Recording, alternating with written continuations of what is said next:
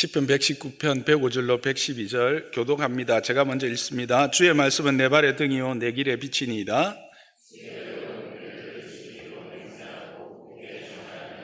나의 고난이 매우 심하오니 여호와여 주의 말씀대로 나를 살아나게 하옵소서.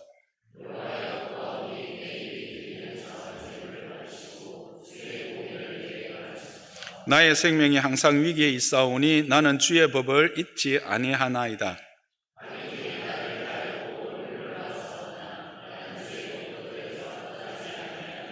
주의 증거들로 내가 영원히 나의 기업을 삼았사오니 이는 내 마음이 즐거움이 됨이니이다. 내가 주의 율례들을 영원히 행하려고 내 마음에 기울였나이다. 아멘. 여러분 그림 하나 보실까요? 이게 뭔지 아시겠습니까?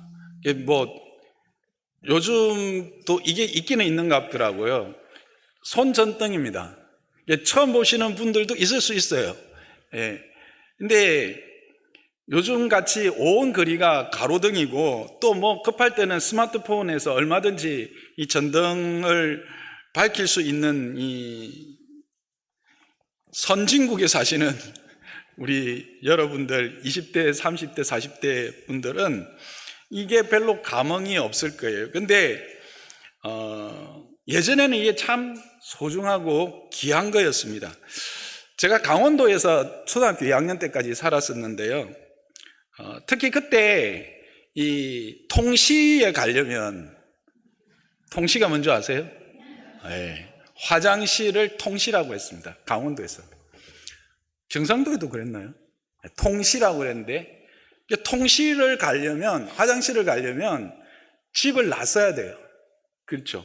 그때 우리 집은 이게 화장실이 담 밖에 있었어요. 담 밖에. 네. 그래가지고 밤이 되면, 그러니까 겨울 같을 때는 해가 일찍 떨어지거든요. 강원도 같은 데는 한 6시 되면 어둡습니다. 7시 되면 깜깜해요. 그 당시 제가 이렇게 말하면 진짜 옛날 사람 같은데 초롱불밖에 없었습니다. 전기가 없었어요. 비라도 오면 저녁 먹고 한 번은 갔다 와야 되잖아요. 그게 쉽지가 않은 거예요. 근데 집에 이게 손전등 하나 있으면 이 든든한 거죠. 가다가 넘어질 염려도 없고요. 웅덩이에 빠질 염려도 없는 거죠. 왜 그렇습니까? 이 전등이 빛을 밝혀서 길을 보여주기 때문이죠. 길을 만들어줘요. 빛은요, 없는 곳에서도, 길이 없는 곳에서도 길을 만들어줍니다. 근데 이게 우리가 살아가는 이런 그냥 자연 환경에서만 빛이 필요한 건 아닌 것 같습니다. 인생의 여정에도 빛이 필요합니다. 왜 그렇습니까? 인생의 여정에도 어두움이 있기 때문에 그렇죠. 그 어두움은 뭘까요? 바로 고난입니다. 여러분 인생 가운데 고난이 없는 인생이 있습니까? 없을 겁니다. 모든 인생은 고난 가운데 처하게 됩니다.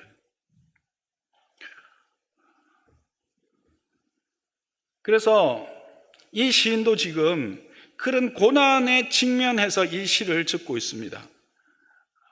그리고 그 고난은 아주 심각한 고난입니다. 그것을 107절 전반절에 이렇게 말하고 있습니다. 나의 고난이 매우 심하오니, 여기서 나의 고난이 매우 심하다라고 할 때 이게 자기 스스로의 실수나 부족함에서 오는 게 아니고 다른 사람에 의해서 이렇게 수동적으로 경험하는 고난을 말하고 있습니다. 특히 본문에 말하는 이 고난은, 그래서 이제 히브리어로 보면 이게 니팔형이라고 해서 수동태, 우리로 이제 영어로 말하면 수동태형인데, 다른 사람, 대적자들의 사악한 의도에서 비롯된 그런 고난을 지금 당하고 있는 것이죠. 그것을 뒷받침해 주는 구절이 110절입니다. 100절이 넘어가니까 11절 같이 110절이죠. 110절에 뭐라고 합니까? 악인들이 나를 해하려고 올무를 놓았기 때문이다. 그렇게 말하고 있습니다. 올무, 덫입니다. 그래서 이 시인은 지금 그 악인들이 놓았던 올무와 덫 때문에 심각한 생명의 위협을 당하고 있는 것이죠. 그것이 109절입니다. 근데 여기서 나의 생명이 항상 위기에 있다라고 할 때 이것을 문자적으로 따져보면 나의 영혼이 항상 나의 손바닥에 있다라고 해석되어집니다. 그러니까 여러분 생각해 보세요. 여러분의 그 영혼이, 여러분의 생명이 여러분의 손바닥 위에 있어요. 여러분은 편안하게 주무실 수 있겠어요? 여러분은 두려움 없이 모든 일에 행할 수 있겠어요? 안심할 수 있겠어요? 저는 없을 것 같아요. 제 생명이 제 손바닥에 있다면 이게 언제 뒤집힐지, 언제 떨어질지, 이게 얼마나 불안하겠어요. 그래서 이거를 이제 히브리인들의 관용적 표현으로 이제 위기에 있다, 아주 심각한 위기에 있다를 이렇게 이제 표현한다고 해요.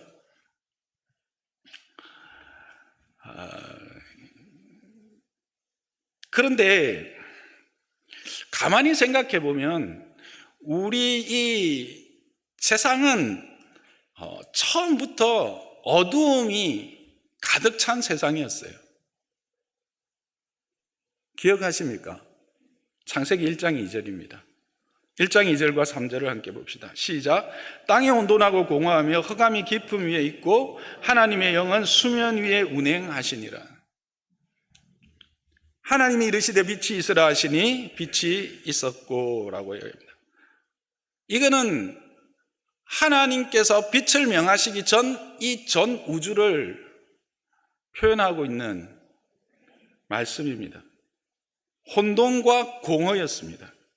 흑암이 깊음 위에 있었습니다. 이게 이 땅의 본질입니다.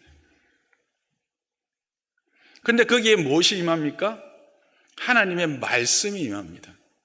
하나님이 이르시되 말씀이 임합니다. 빛이 있으라. 그랬더니 어떻게 해요? 빛이 생겨납니다. 흑암이 물러갑니다. 그리고 그 공허, 텅 비었던 공허가 어떻게 됩니까? 채워지기 시작합니다. 무질서했던 이 혼돈이 질서로 채워지기 시작하죠. 그게 창세기의 창조입니다. 창조는 뭐냐? 혼돈과 공허와 흑암이 말씀에 의해서 채워지고 질서가 생겨나고 그리고 빛으로 가득 채워지는, 그게 바로 창조입니다. 그렇게 하나님은 그 복된 창조의 결과로 우리를 그 안에 살게 했습니다. 그런데 어떻게 됩니까? 그 하나님이 허락하신 그 복됨을 아담은 스스로 하나님이 되고자 하는 그 반역을 행하게 되죠. 그래서 다시 어두움이, 죄가 이 땅에 들어오게 됩니다. 그러므로 말미암아 이 땅이 어떤 모습으로 변했는지 로마서 1장 21절 이하에 바울은 이렇게 바울을 통해서 우리에게 말씀해 주고 있습니다. 먼저 우리에게 나타난 사실은 뭡니까? 하나님을 알되 하나님을 영화롭게도 아니하고 감사하지도 아니하고 그 생각이 허망하여지며 미련한 마음이 어두워지는 것. 이게 특징입니다. 어떤 신적 존재에 대한 인식은 있습니다. 그렇지만 그들이 그 하나님을, 우리의 참 하나님을 영화롭게 할 생각도 안 합니다. 감사할 생각도 안 합니다. 스스로 지혜 있다고 생각합니다. 그래서 자기가 주인이 되는 그 자리를 계속 고집하죠. 그리고 그게 안 될 때 찾는 게 뭡니까? 썩지 아니할 하나님의 영광, 그것을 우상으로 바꾸어 버립니다. 그래서 우상에게 그 하나님의 형상을 덧입혀서 그 우상을 통해서 하나님이 우리에게 허락하셨던 그 안위와 평강과 그 동행하심의 그런 기대들을, 그것들을 가지게 하죠. 그런 하나님은 그걸 그대로 어떻게 하십니까? 버려둡니다. 그의 정욕대로 버려둡니다. 그래서 그들에게 나타나는 현상이 뭡니까? 26절, 27절 한마디로 말하면 동성애입니다. 동성애. 동성애는 궁극적으로 자신의 욕구와 욕망을 위해서 하나님의 창조의 질서를 파괴해버리는 겁니다. 그래서 그 그릇 때문에 상응한 보응을 받습니다. 우리는 그 결과를 다 알고 있습니다. 그 다음에 그들로 하여금 어떤 상태에 들어가게 하느냐면 29절 보면 불의, 추악, 탐욕, 악의가 가득하게 되고 시기, 살인, 분쟁, 사기, 악독이 가득하게 되고 수근수근하게 되고 비방하게 되고 결국 하나님께서 미워하는 자리에 들어가게 되고 교만하게 되고 악을 도모해서 부모도 거역하고 우매하게 되어지며 무정하게 되고 무자비한 자가 되어서 하나님의 심판에 들어가 버리게 된 것입니다. 이 어두움이 이 시인으로 하여금 그와 같은 고난에 들어가게 했다는 겁니다. 오늘을 살아가는 저와 여러분은 어떻습니까? 이 땅에서 믿음을 지키며 살아가려고 하는 저와 여러분은 어떨까요? 아니, 우리뿐만 아니라 우리의 다음 세대들은 어떻습니까? 더 열악한 환경 가운데 그들은 던져져 있습니다. 하나님은 이것을 어떻게 해결하셨을까요? 요한복음 8장 12절에 이렇게 우리에게 말씀하십니다. 예수께서 또 말씀하여 이르시되 나는 세상의 빛이니라. 나를 따르는 자는 어둠에 다니지 아니하고 생명의 빛을 얻으리라 라고 말씀하십니다. 예수님은 자신이 그 빛으로 오신 것입니다. 태초에 하나님께서 그 혼돈과 공허와 어두움이 가득 찼던 그곳에 말씀으로 임하셔서 빛을 비추시고 그 공허를, 그 혼돈을, 질서를 만드시고 하나님의 것으로, 아름다운 것으로 가득 채우셨던 그분이 다시 회복하기 위해서 뭘로 오셨다고요? 빛으로 오셨더라고요.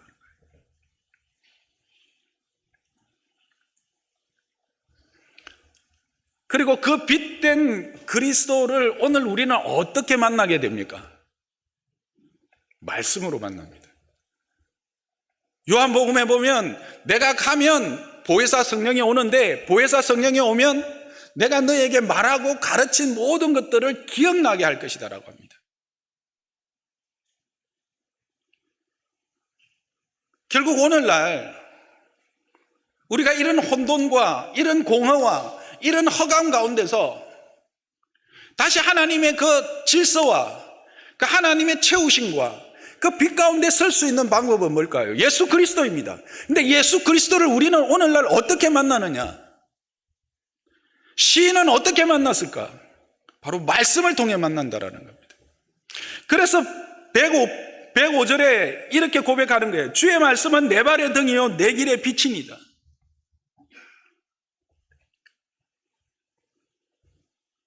하나님의 말씀이 우리의 발걸음을 인도하는 등불이자 길을 밝히는 빛이시라는 겁니다. 우리 매일매일의 삶을 밝히는 스승이 되신다는 겁니다. 뿐만 아니라 우리의 전 생애를 거룩한 하나님의 백성으로 살아갈 수 있도록 인도하는 안내자가 된다라고 하는 것을 그는 분명히 고백하고 있는 것입니다. 그렇습니다. 이 땅 가운데 이 공허와 이 혼돈과 이 허감 가운데서 우리가 참으로 거룩함을, 구별됨을, 하나님의 그 영광됨을 깨닫고 알며 그 길을 걸어갈 수 있는 유일한 방법은 예수 그리스도, 그의 말씀밖에 없습니다.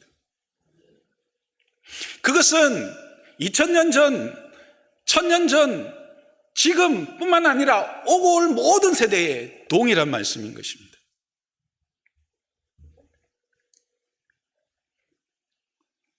이것을 확인한 시인이 취한 태도는 무엇입니까? 그가 선택한 방법은 뭡니까? 106절입니다. 주의 의로운 규례들을 지키기로 맹세하고 굳게 정하였나이다. 주의 의로운 규례는 이게 하나님의 말씀의 또 다른 표현이겠죠. 여러분 아시는 것처럼 이 서양의 사람들은 같은 말을 똑같이 반복하는 걸 별로 안 좋아해요. 그래서 다양한 표현으로 바꾸어서 말하죠. 근데 오늘 여기서 주의 의로운 규례 역시 하나님의 말씀을 말하는 겁니다. 그걸 지키기로 맹세했다, 굳게 정하였다라고 말합니다. 근데 여기 여러분 이 맹세라고 하는 말이 어떤 의미인 줄 아십니까? 약속의 자신을 묶어 둔다라는 뜻입니다. 그러니까 하나님의 약속에 자신을 묶어 두는 겁니다. 그 약속에 자신을 붙들려 매어 놓는다라는 거죠. 여러분, 내가 붙드는 것이 결국 나를 붙드는 것은 여러분 아십니까? 우리 인간은 누구든지 중요하다고 생각하는 그 무엇을 붙들고 그것에 나를 맵니다. 어떤 이들은 명예를, 어떤 이들은 지식을, 어떤 이들은 이 외모에 자신을 매는 사람들이 의외로 많더라고요. 물질 말할 것도 없죠. 권력, 이거는 요즘 한국에서 일어나는 이런 일들을 보면 이 권력이라는 것이 얼마나 인간들로 하여금 집착하게 하는 건지 알 수 있어요. 물론 권력에서 이 모든 것들이 또 나온다고 생각하니까 그렇죠. 근데 여러분, 그렇게 자신을 메어버리는 그 무엇이 결국 나중에는 그것이 나를 지배한다라는 것 아십니까? 여러분이 여러분의 자녀에게 여러분을 묶어 놓는 순간 여러분의 자녀가 여러분을 지배합니다. 경험하셨을 거예요. 여러분이 물질에 여러분을 묶어버리면, 여러분을 메어버리면 언젠가는 그 물질이 여러분을 지배해버린다는 거예요. 경험해서 다 아실 거예요.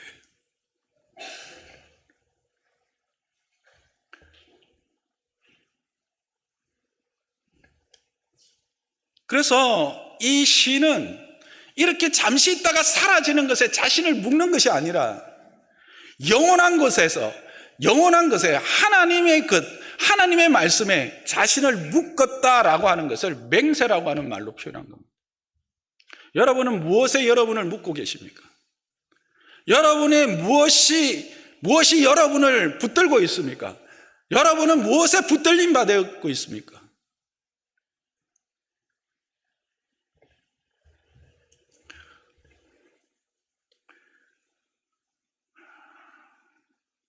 여러분이 하나님의 말씀, 그 말씀에 붙들린 자 되기를 주님의 이름으로 축복합니다. 왜 그렇습니까? 왜 우리는 그 말씀에 붙들려야 합니까? 그것이 참된 복이라고 하는 것을 우리는 지난주에 말씀을 통해서 확인했습니다. 참 복은 하나님의 말씀에 붙들리는 것입니다. 그래서 시편은 시작하면서 복이 무엇인가? 그것은 바로 주의 말씀에 붙들린 것이다. 그것은 구체적으로 어떻게 나타나는가? 주의 말씀을 내 입에 두는 것으로. 묵상한다라는 것은 내 입에 두고 매일 읊조리는 그것 아닙니까? 그것이 바로 복이다. 왜? 그런 자는 시냇가에 심겨진 나무와 같은 존재가 된다는 거예요. 시냇가에 심은, 자기가 가서 심은 게 아니라 심기워지는 것입니다. 그것도 한 줄기 시내가 아닙니다.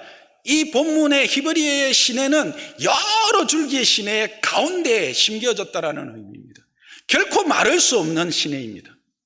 마를 수 없는 땅입니다. 그래서 철을 따라 열매를 맺게 됩니다. 그 잎사귀는 결코 마를 수가 없습니다. 그게 바로 형통입니다. 하나님과의 소통을 통해서 하나님이 주시는 것으로 열매 맺고 그 잎을 푸르게 하여 큰 가지를 내고 있는, 여러분 한 번씩 우리가 화면이나 그림을 볼 때 아주 푸른 초원이 아니라 어떤 광야에 큰 나무 있는 걸 한 번씩 보시죠. 그 나무 그늘 아래 무슨 일이 일어날까요? 지친 나그네들이 그 그늘에서 쉬는 겁니다. 그 열매로 힘을 얻고 다시 일어나는 거죠. 그런 존재가 된다는 겁니다. 내가 열매를 맺고 내가 잎사귀를 크게 해서 뭐 복이 좋아서 복이 된다고요? 아닙니다. 그건 잘못 해석한 것 같습니다. 제가 보기에는 시냇가에 심기어진 나무가 복된 이유는요, 그 광야와 같은 팔레스틴 지역은 너무나 햇볕이 뜨거운 광야입니다. 근데 그 광야에 참으로 잎이 푸르고 가지가 무성한 그 나무의 그늘, 그 그늘을 드리워지는 존재가 된다는 겁니다. 그리고 그 열매로 지친 영혼들에게 다시 일어날 수 있는 힘과 지혜를 줄 수 있는, 용기를 줄 수 있는 존재, 그게 바로 복이지 않습니까? 그런 존재가 된다는 거예요. 그를 여호와를 목자로 삼는 자는 또 어떤 은혜와 복을 누립니까? 푸른 초장과 실만한 물가로 인도함을 받습니다. 그렇게 누군가에게 참으로 복되고 참으로 소중한 존재가 될 뿐만 아니라 자기 자신도 그 은혜 안에서 누림이 있다라는 거예요. 누림이. 그 누림은 어디에까지 갑니까? 영원한 하나님의 나라, 그의 잔치상에 참여하는 것으로 우리에게 이야기하고 있습니다.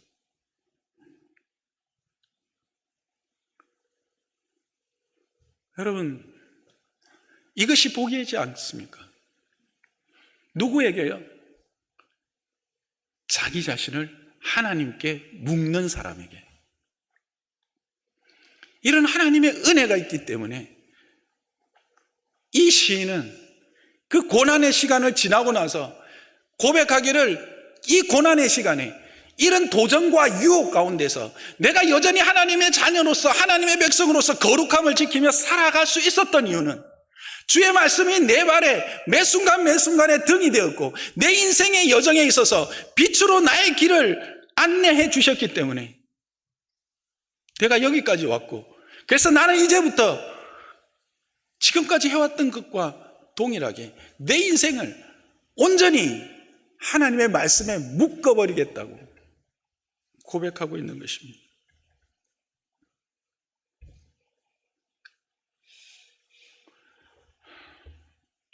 그렇게 하나님께 자신을 온전히 묶어버리고 맡겨버린 인생이, 그 인생을 사는 자들에겐 어떤 일이 일어날까요? 108절입니다. 여호와여 구하노니 내 입이 드리는 자원제물을 받으시옵소서. 즉 입술의 자원제물을 하나님께 드리는 자가 됩니다. 여기서 자원제물이라고 해석되었는데 원래 의미는 낙헌 제물입니다. 하나님께 드리는 제물 중에 자원제물, 스스로 자원해서 드리는 제물이 세 가지가 있습니다. 감사제, 서원제, 그리고 낙헌제입니다. 감사제는 감사할 일이 있었을 때, 어떤 내가 정말 감사할 뭔가 일이 있었을 때 드리는 제사의 제물이죠. 서원제는 말 그대로 어떤 서원했던 것을 하나님께서 내게 응답해 주셨을 때 그 드리는 겁니다. 반면에 낙헌제는 어떤 특별한 일이 있는 게 아니에요.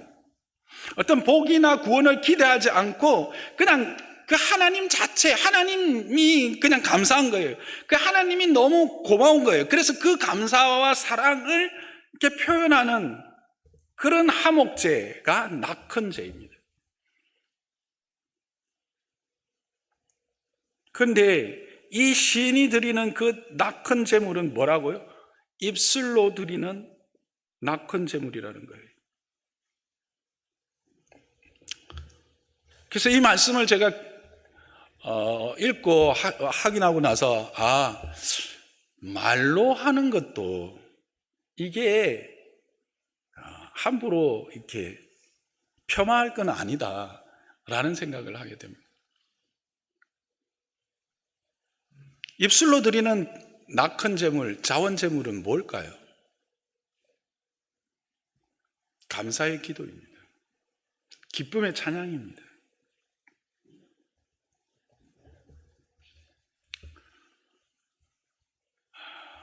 지금 시인은 이 대적들, 악한 자들의 그 위협 가운데서, 그런 핍박 가운데서도 이와 같은 자원하여서 감사의 찬송과 감사의 기도와 기쁨의 찬양들을 드렸던 것을 우리는 확인하게 됩니다. 왜 그렇게 드릴 수 있었습니까? 그 말씀을 붙들었더니 그 말씀이 내 발에 등이 되고 내 길에 빛이 되어서 내가 나를 보면 내 생명이 늘 내 손바닥 위에 있는 것 같이 위태위태하지만 이 하나님 앞에 나를 이거를 맡기고 거기에 붙였더니 하나님이 나의 삶을 복되게 하셔서 시냇가에 심기어진 나무와 같게 하셨고 나를 푸른 초장과 실만한 물가로 인도하시며 결국 그의 잔치상에 참여하게 하셨음을 삶을 통해서 순간순간 확인하게 된 것 아니겠습니까?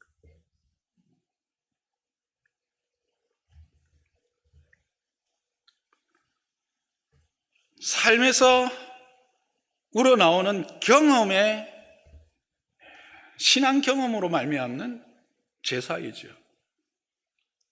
이 제사는 아무나 드릴 수 없는 거예요. 매일매일 그 삶에 이런 경험들이 있는 자만이 드리고 또 드린 자들은 그 경험이 더 풍성하고 부요해져서 더 감사가 많아지고 더 기쁨이 충만하게 되어지는 것입니다.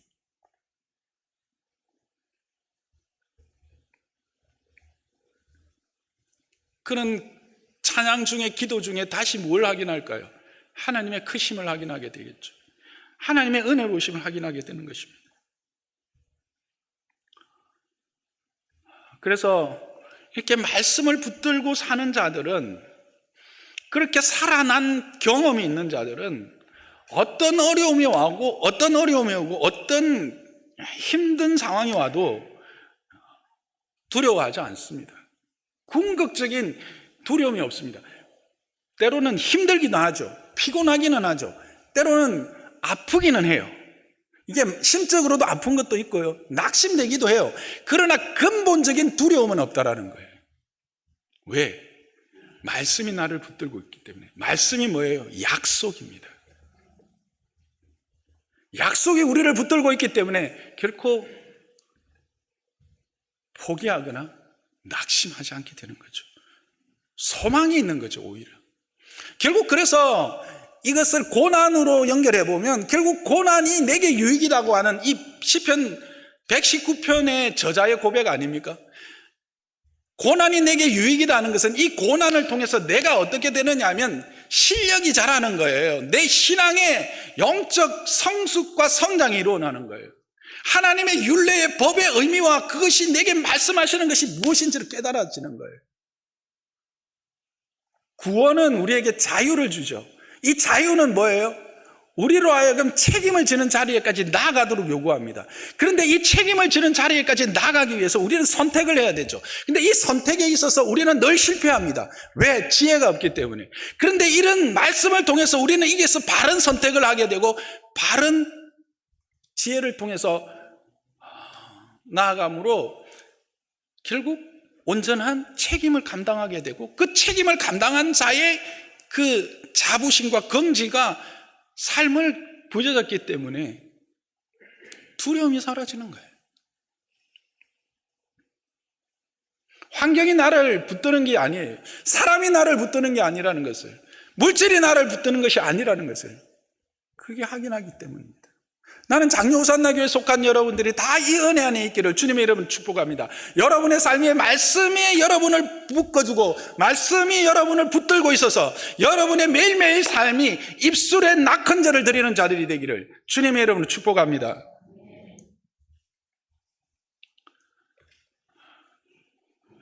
그런 자들이, 이 시인이 또한 그래서 고백하는 게 뭡니까? 11절입니다. 주의 증거를 내가 영원히 나의 기업으로 삼겠습니다 라고 고백합니다.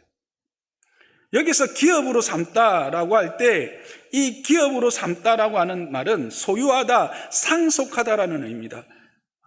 이걸 명사로 하면 기업, 상속, 재산이라는 뜻이 됩니다.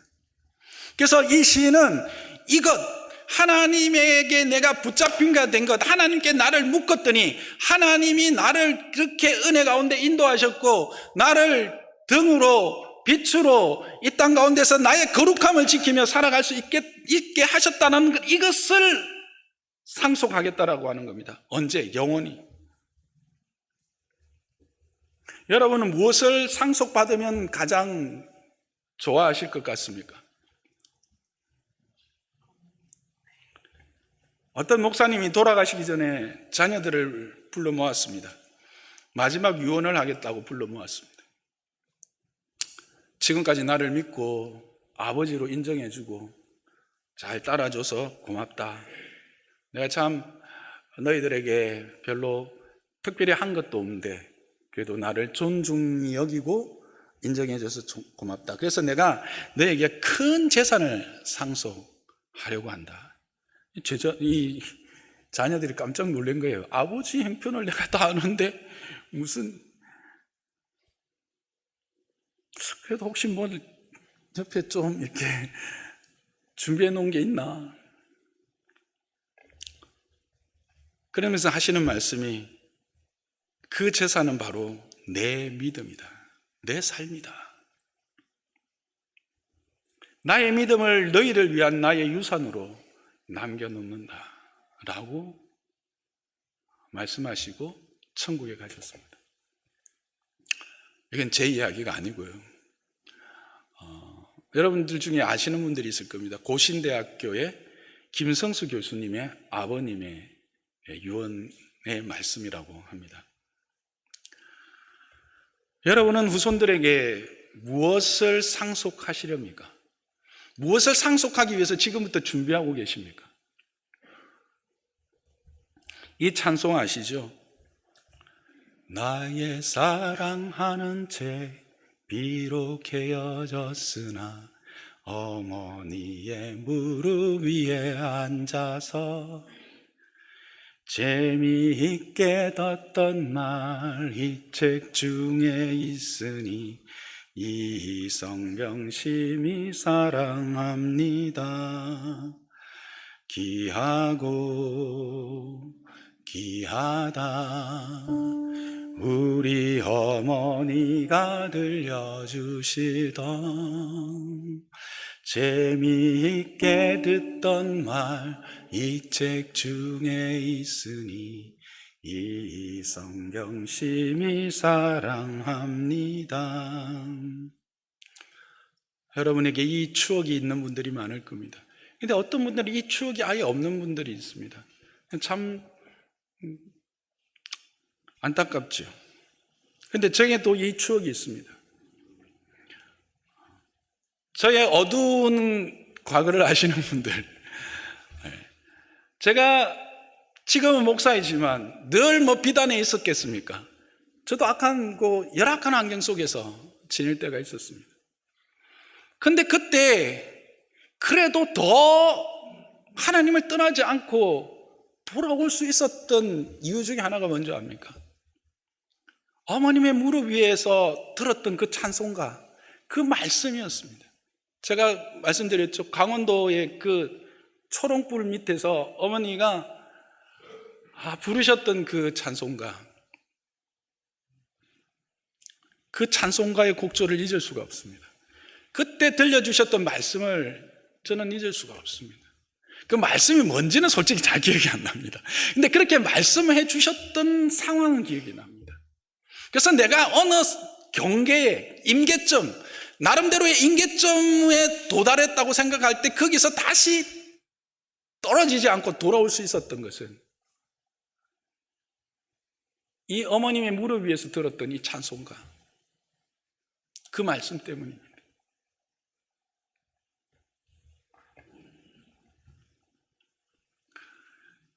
그래서 시인은 112절을 이렇게 고백합니다. 내가 주의 율례들을 영원히 행하려고 내 마음을 기울였나이다. 기울였다라는 것은 선택하다, 향하다라는 겁니다. 그래서 이 시인은 이제 영원토록 자신의 마음을 어디를 향할 것인가, 어느 것을 선택할 것인가, 주의 율례를 선택하겠다는 겁니다. 주의 율례를 향해 자신의 인생을 전부 다 영원토록 지향하겠다라는 겁니다. 여러분의 삶이 어디를 지향하고 있습니까? 여러분의 삶의 궁극적인 지향점은 어디입니까? 무엇입니까?